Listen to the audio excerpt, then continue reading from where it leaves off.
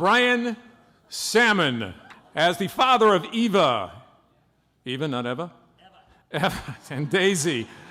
Brian the birth guy, that's how he's billed, is no stranger to the wonderful world of babies and parenting. Both of Brian's daughters, I believe at least one is here, were born by emergency cesarean section, and he assisted his first birth at 19 years old and knew this was his calling. Good God, good for you.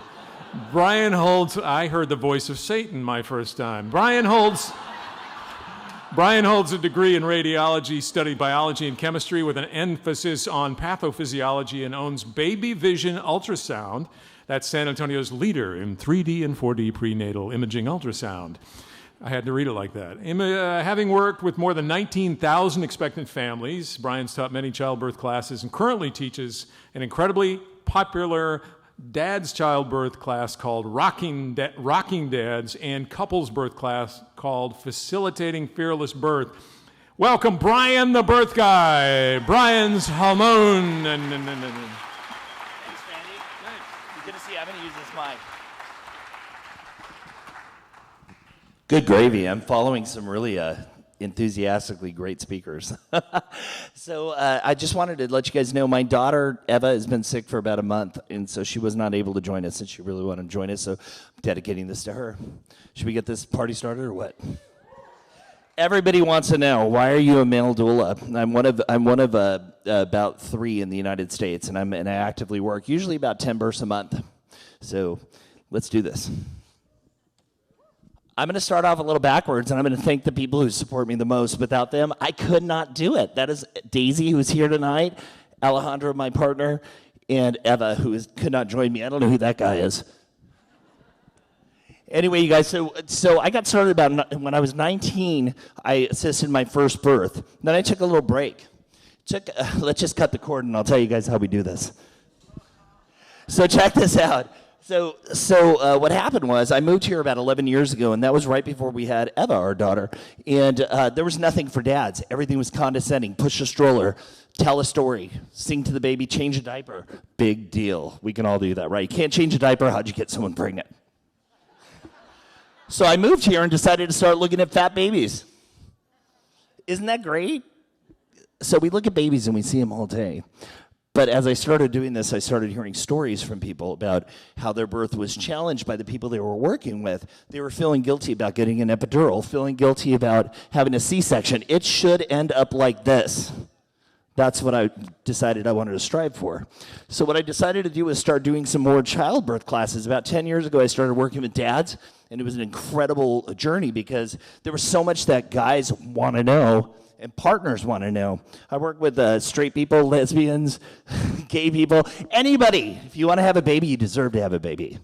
So I decided, yeah, thank you, yes. So we decided that it was time to start telling people it's okay to breastfeed and do some other things, which led me to become a certified lactation counselor.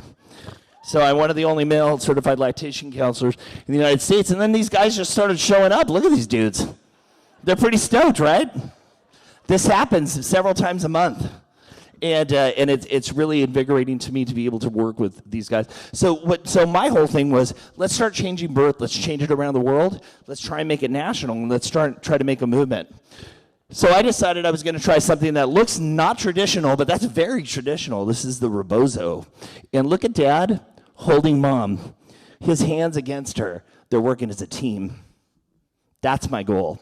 I want to see guys, I want to see partners, whoever is helping Mom have her baby, have that kind of connection. And I want you guys to look at the focus on these guys. Isn't that incredible? They're doing a pain coping technique that I like to employ. And what we do is we have them hold ice. And look at the dads really focusing on Mom. This is where I knew teamwork really needed to be that. So when you think about childbirth, a lot of people get really nervous about their competitors, especially because it's kind of a weird thing. This is one of my number one competitors, the birth kid. His mom brought him to meet me, and I loved it. It was so cool. He came up and told me about breastfeeding and some of the cool things that he was doing, and he helps his mom with. I think she just won a pageant here in Texas. And I told him, listen, kid, I'm going to breastfeed anything. I don't care if I'm an A cup. I don't care if it's a bunny. If I can help someone feed their baby, that is exactly what I'm going to do. So all jokes aside, breastfeeding is so important. So it's a big focus of ours in my company. I've got a lot of great people behind me working with me. But the best thing for me is to see these guys look like they have achieved something, they're proud, and they're ready to go in as a team and have their baby however they want to have their baby. No judgment. Who wants to be judged? Who's had a C-section? It's okay, right? And you had your baby. We're going to talk about that. So everywhere I go, I don't care if I'm outside or not, I'm going to teach people how to, if they want to know, I'm going to teach them how to have a baby. I'm going to teach them how to support each other. They were both pregnant at the same time, this couple. Is that crazy? Who's having the baby first? That's what I want to know. So it's a beautiful thing. So my philosophy and what kind of drove me to get here actually took me to the Gersh Talent Agency, and these are my agents that are working with us right now to teach people nationally what's going on with birth, how you can have your baby, and how you don't have to worry about what anybody says. And that's my goal, is to get out there and do that. And I think it's working, but I think I'm the most excited person. This is a breastfeeding class. We do one free, one a month, and we love it. We do one here, one in Austin, and they are getting bigger and bigger because we just want to help people have babies, and we love it. How many of you guys have problems breastfeeding? It's hard. It's not easy. So check this out. I had, with both of my daughters, they were emergency C-sections and sick, and now I get to work with and support other dads in surgery. And I love it because you know what? You go into that room and you can smell burning flesh. You see your partner just immobilized, and she has to exhibit another strength that she didn't know she had. She has to relinquish all control. And that's what I talk about with my friends at Birth Without Fear. We go tour around the United States and have a good time and tell people how to find their village, which is a cool thing because even in your own city, you guys can find people who have the same likes and desires you do without judgment, and that's where it's at. I had to put this slide up because this is one of my favorite people. This is Dr. Robert Schulmer here in San Antonio, and he has been one of my biggest people. You guys know Bob? Who knows Big Hands Bob? All right. He has really helped me learn so many things, and he is so holistic and wonderful that now I can teach people about cervical dilation on my videos with using fruit. When you're a papaya, you're ready to push. I'm not going to say that joke. Okay, you guys. So, Technophobia, not tacophobia. I don't want you guys to read this wrong, so we're in San Antonio. Nobody's afraid of tacos, correct? Who loves their tacos? Technophobia. So I came up with the third paradigm of technophobia that they put in the Atlantic magazine last month, which was fantastic because it's social technophobia because people suck. Do not listen to anyone telling you that birth is going to hurt you. It's going to be horrible. You're going to have a bad time breastfeeding. You don't need to hear those stories. You tell them you want to hear the best things about their story. And you guys, it doesn't matter how you do it. I'm not even sure what's going on here. But you guys can knock your birth out, even if you're wearing a punching glove. I hope that gives you a little bit of insight. Thank you very much. That was awesome. Thanks, Randy. That's cool. What did you want to be when you grew up? I wanted to be a professional musician, but that didn't all work out all the way. It's on the path to a doula. But it's still fun. And now, do you have misconceptions? It's probably not a good word to use, and I don't mean. But when people find out that you're a doula, what do they think? That you're going to have it like in a cabin someplace in the woods, or? We're going to do a birth circle right now and get in the red tent. Oh my God, you guys know what that is. That's crazy, right? Okay.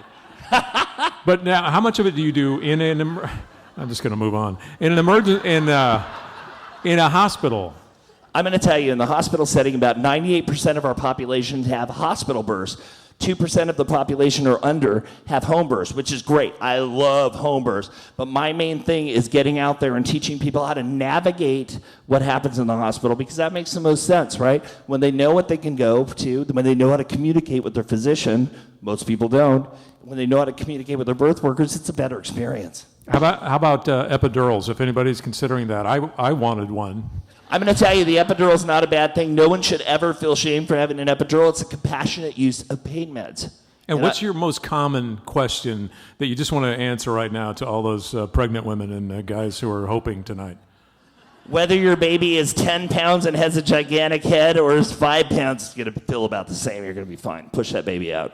Wow. Push that. And I don't know if you just went real fast. Did you say you like the smell of burning flesh on the surgery? No, I said you do smell that. And for guys that don't understand it, when they understand, anybody who's had a cesarean, you know your hands are out in the Christ position. They're tied down.